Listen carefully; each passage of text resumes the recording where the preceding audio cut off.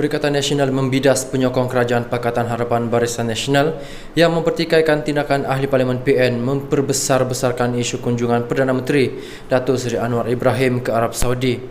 Walaupun usul tergempar di bawah Ahli Parlimen PN macam Wan Ahmad Faisal Wan Ahmad Kamal di Parlimen bagi membincangkan kunjungan yang dianggap memalukan Malaysia ditolak Speaker Dewan Rakyat, ia tidak terhenti di situ sahaja.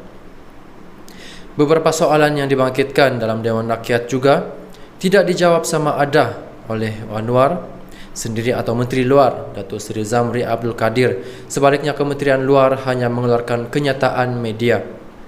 Menjawab kenyataan beberapa pihak yang mempersoalkan kenapa perkara itu mahu dibisingkan, Wan Ahmad Faisal berkata adalah menjadi tugas pembangkang untuk melakukan semak dan imbang terhadap sebarang usaha dilakukan kerajaan PHBN. Ketua Armada Bersatu Malaysia itu yang juga Ketua Portfolio Hal Ehwal Antarabangsa Ahli Parlimen PN turut mempertikaikan penyertaan Menteri Komunikasi dan Digital dalam kunjungan itu. Sebaliknya, Menteri di Jabatan Perdana Menteri tidak bawa bersama. Menurutnya, ketika pulang dari lawatan resmi ke Turki, Perdana Menteri bergegas menjelaskannya di Dewan Rakyat tanpa ditanya oleh sesiapa.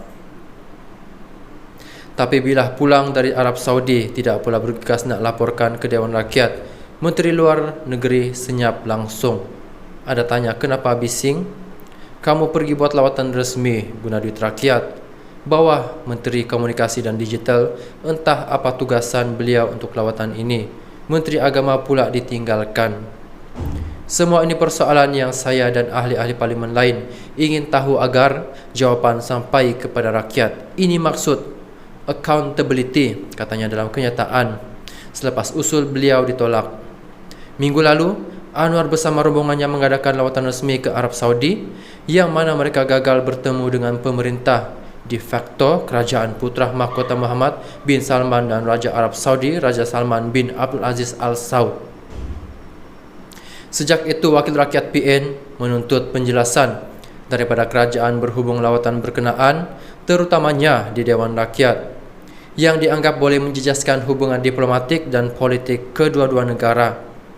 Kami faham Speaker Dewan Rakyat adalah lantikan pihak kerajaan, tapi janganlah hal kepentingan rakyat yang boleh beri kesan kepada kuota jemaah haji dan penjualan minyak sawit kepada Arab Saudi tidak diberi layanan yang wajar. Kemaluan besar dan kegagalan lawatan rasmi ini perlu ada yang dipertanggungjawabkan. Menteri Luar, pejabat Perdana Menteri atau Perdana Menteri sendiri, the buck has stopped somewhere. Jangan berulang kesipuan diplomatik ini kerana melibatkan maruah negara. Tugas kami semak dan imbang benda yang betul kita tidak akan bangkang seperti lawatan ke Kemboja, Thailand, Filipina, Indonesia. Sebelum ini semuanya teratur dan baik untuk negara, tetapi dalam soal lawatan resmi ke Arab Saudi ini masalah yang perlu penjelasan, katanya lagi.